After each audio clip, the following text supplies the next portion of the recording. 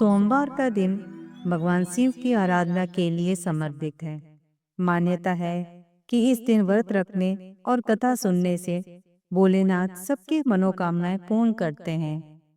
किसी नगर में एक साहूकार रहता था।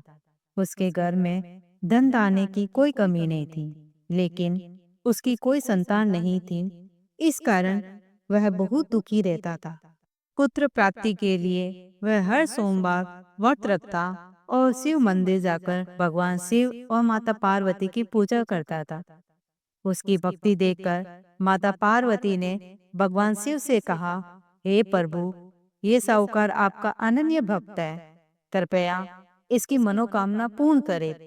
शिव जी ने मुस्कुराते ही कहा, देवी, इसके भाग्य में पुत्र का सुख नहीं है, लेकिन आपकी इच्छा है तो मैं इसे पुत्र प्राप्ति का वरदान देता हूँ। पर वह बालक केवल 12 वर्ष तक ही जीवित रहेगा।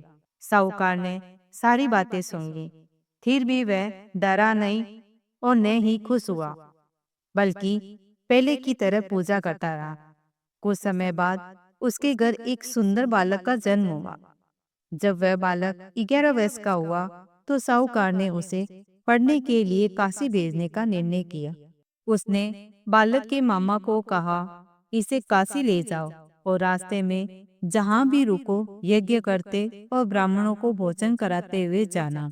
रास्ते में एक नगर पड़ा जहाँ की राजकुमारी का विवाह था, लेकिन जिस राजकुमार से उसका विवाह हो रहा था वह एक आंख से काना था। दूल्हे के पिता ने जब सुंदर बालक को देखा तो उसके मन में लालच आया। उसने सोचा कि विवाह के समय इस बालक को दूल्हा बना देता हूँ और बाद में अपने बेटे को भेज दूंगा। विवाह संपन्न हो गया, लेकिन साहूकार के बेटे ने राजकुमारी की चुनरी पर लिख दिया कि तुम्हारा विवाह तो मेरे साथ हुआ है, लेकिन जो राजकुमार तुम्हें ले जाने आया है वह काना है। जब राजकुमारी ने यह पढ़ा तो उसने काने राजकुमार के साथ जाने से मना कर दिया। अतः बालक काशी पहुंचा और अपनी शिक्षा पूरी करने लगा। जिस दिन वह 12 वर्ष का हुआ उस दिन उसने यज्ञ रखा था। अचानक उसकी तबीयत बिगड़ी और वह मर गया।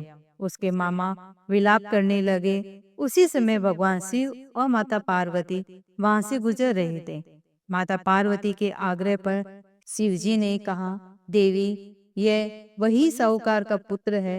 माता के बार बार विनती करने पर शिवजी ने उसे पुनः जीवित कर दिया।